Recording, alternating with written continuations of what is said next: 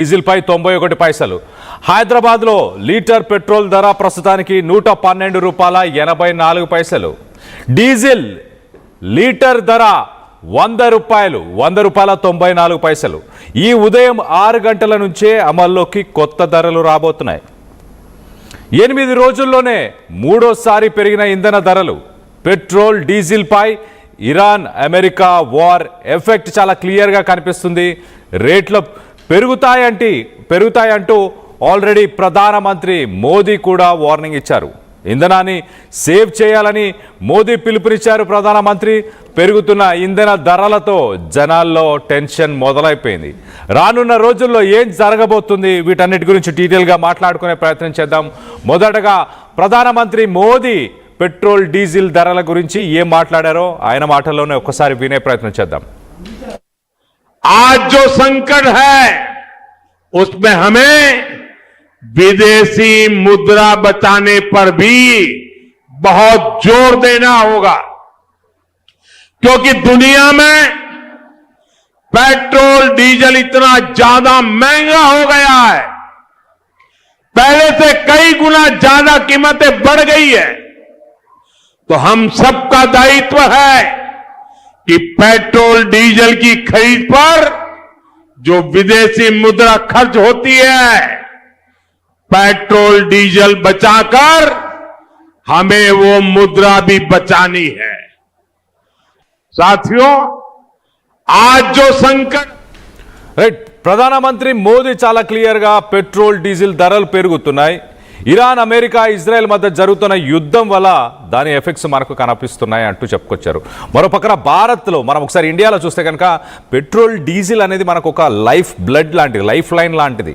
అది లేకపోతే ధరలు ఆకాశాన్ని అంటిపోతాయి.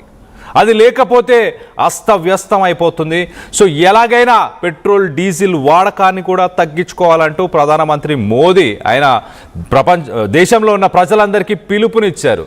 సో మొత్తం మీద పెట్రోల్ డీజిల్ పెరుగుదల వల్ల వచ్చే నష్టాలేంటి, ప్రస్తుతం ఎలాంటి పరిస్థితులు నెలకొనున్నాయి, వీటన్నిటికీ సంబంధించి బిగ్ అప్డేట్ తీసుకునే ప్రయత్నం చేద్దాం. ఇటు మా ప్రతినిధి నిర్మల అందుబాటులో ఉన్నారు. నిర్మలతో మాట్లాడి తెలుసుకునే ప్రయత్నం చేద్దాం. నిర్మల, చెప్పండి, ప్రస్తుతానికి పెట్రోల్ డీజిల్ ధరలు హైదరాబాద్లో ఎలా ఉన్నాయి, దానికి సంబంధించి ప్రజల నుంచి ఎలాంటి రెస్పాన్స్ వస్తుంది, రానున్న రోజుల్లో ఇంకా ఏం ఎక్స్పెక్ట్ చేయొచ్చు? ఎస్ కళ్యాణ్, ఇప్పటి వరకు కూడా ఇరాన్ అమెరికా వార్ ప్రక్రియలో భాగంగానే ఇప్పుడు పెట్రోల్ డీజిల్ ఇక్కడ మొత్తం కూడా షార్టేజ్ పెరిగిపోయింది. అక్కడ నుంచి రాకపోకలు ఆపేయడం వల్ల కూడా అక్కడ నుంచి సరఫరా మొత్తం ఆగిపోయింది. ఇప్పటి వరకు కూడా ఆర్మోజ్ నుంచి రావాల్సినటువంటి పెట్రోల్ డీజిల్ అదంతా కూడా ఆర్మోజ్ మీదుగానే ఇక్కడికి వస్తుంది, మన దేశానికి వస్తుంది. కాబట్టి అక్కడ రాకపోకలు ఎప్పుడో బంద్ చేశారు. అదే ఇక్కడ ప్రజలకు ఇబ్బంది కలగకుండా ఉండడానికి మరి ప్రధానమంత్రి నరేంద్ర మోడీ మాత్రము ఇన్ని రోజుల వరకు షిప్ల ద్వారా అయితే తెప్పించగలిగారు. ఆ షిప్ల ద్వారా తెప్పిస్తున్నప్పటికీ కూడా చాలా వరకు అక్కడ నుంచి చాలా షార్టేజ్ అవ్వడంతో కూడా ఇప్పుడైతే చాలా వరకు చూసి వాడుకోవాలి అని చెప్పేసి కూడా ప్రజలకైతే విజ్ఞప్తి చేస్తూనే ఉన్నాడు.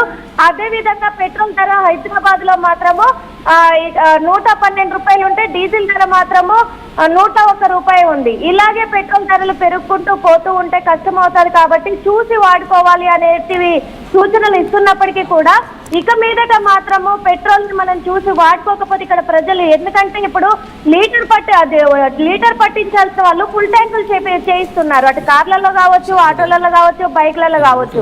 దొరకదేమో అనే ఇది తోటి ఎక్కువ కూడా పట్టించుకుంటూ కూడా వాళ్ళు అవే చేసుకోవడం వల్ల పెట్రోల్ డీజిల్ అనేది చాలా వరకు కూడా నో స్టాక్ బోర్డులు మొన్నటి వరకు చూసాము. ఇక మీదటనైతే ఏకంగా పెట్రోల్ బంకులే క్లోజ్ చేసుకోవాల్సిన పరిస్థితి ఏర్పడుతుందేమో అని చెప్పేసి కూడా ఆందోళనకరమైన పరిస్థితులు ఏర్పడబోతున్నాయని అని కూడా దేశవ్యాప్తంగా కూడా సూచనలు అయితే ఇస్తున్నప్పటికీ ప్రజలు కొంచెం అప్రమత్తం అవ్వాల్సిన అవసరం అయితే ఎంతగానో ఉంది. ఇప్పటికీ ప్రజలైతే పర్వాలేదు కదా, మనకు పెట్రోల్ డీజిల్ వస్తుంది, ఏ ఇబ్బంది లేదు, మనం పట్టించుకోవచ్చు అనే ఒక నేపథ్యంలో ఉన్నారు. గతంలో కూడా ఇక్కడికి నరేంద్ర మోడీ హైదరాబాద్ కు వచ్చి కూడా తను కొన్ని చెప్పడం కూడా జరిగింది. ఎందుకంటే ఎలక్ట్రికల్ వెహికల్స్ కొంటే కొంచెం వరకు మనం పెట్రోల్ డీజిల్ ని సేవ్ చేసుకున్న వాళ్ళం అవుతాము అని చెప్పేసి కూడా చెప్పడం జరిగింది. కానీ అది ప్రజలు ఎలక్ట్రికల్ వెహికల్స్ కొనాలి అనే ఒక నేపథ్యంలో మోడీ ఇలా చెప్పుంటాడు అనుకున్నారే కానీ ఇబ్బందులు ఎదుర్కొంటాము అని చెప్పేసి పెట్రోల్ డీజిల్ దొరకదేమో అని చెప్పేసి అనైతే ఆలోచించట్లేదు ప్రజలు. ఖచ్చితంగా ఆలోచించాల్సిన అవసరం ఉంది. ఎందుకంటే చాలా వరకు ఆఫీసులకి వెళ్లే వాళ్ళు ఉన్నారు. ఇంకొకటి వర్క్ ఫ్రమ్ హోమ్ పెట్టించుకోవాలి అని కూడా చెప్పారు.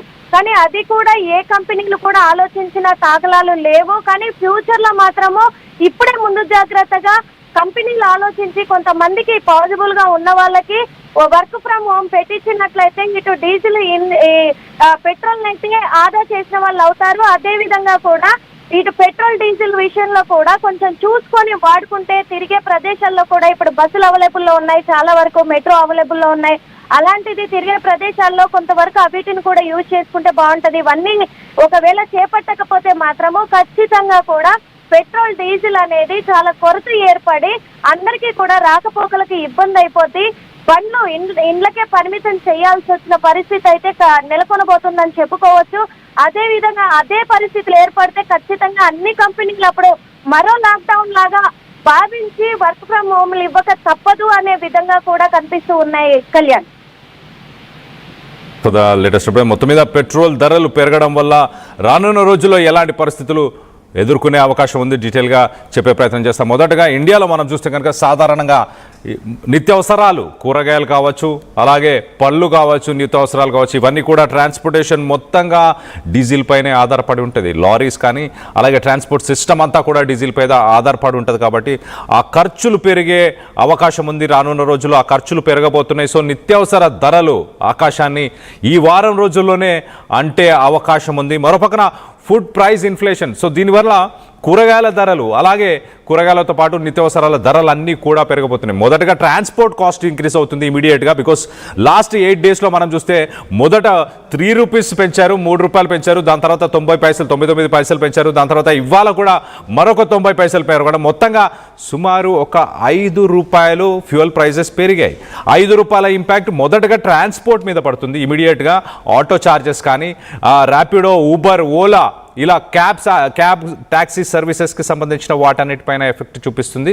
దాని తర్వాత నెక్స్ట్ నిత్యావసరాలు ఇమీడియట్గా ఉప్పు, పప్పు, పాలు, పెరుగు, కూరగాయలు, అలాగే కూరగాయలతో పాటు ఫ్రూట్స్, వీటన్నిటిపైన ఇమీడియట్గా నెక్స్ట్ ఎఫెక్ట్ చూపించబోతుంది. దాని తర్వాత ఒకసారి ఖర్చులు పెరిగిన తర్వాత అంటే ట్రాన్స్పోర్ట్ ఖర్చులు అలాగే ఇంట్లో రోజు వాడే నిత్యావసరాల ధరలు పెరిగిన తర్వాత ఇంట్లో ఏదైతే ఒక కొంత సేవింగ్స్ చేసుకునే డబ్బులు ఏవైతే ఉంటే ఆ డబ్బులను కూడా ప్రస్తుతానికి ఇది తినేస్తుంది. ఈ పెట్రోల్ డీజిల్ ప్రైస్ పెరగడం వల్ల ఆ డబ్బులు కూడా తగ్గిపోయే అవకాశం ఉంది. సో సేవింగ్స్ కూడా తగ్గే అవకాశం ఉంది. మీరు ఏదైతే పొదుపు చేసుకుందామని కొన్ని డబ్బులు పొదుపు చేసుకుందాం అనుకుంటున్నారో ఆ పొదుపు చేసే డబ్బులు కూడా కొంత తగ్గిపోయే అవకాశం ఉంటుంది. దాని తర్వాత నెక్స్ట్ అగ్రికల్చర్ సెక్టార్, వ్యవసాయ రంగం పైన భారీగా దీనిపై ఎఫెక్ట్స్ ఉండబోతున్నాయి. ఎంతగా ఎఫెక్ట్స్ ఉండబోతున్నాయి అంటే వ్యవసాయ రంగం మనందరికీ తెలిసిందే.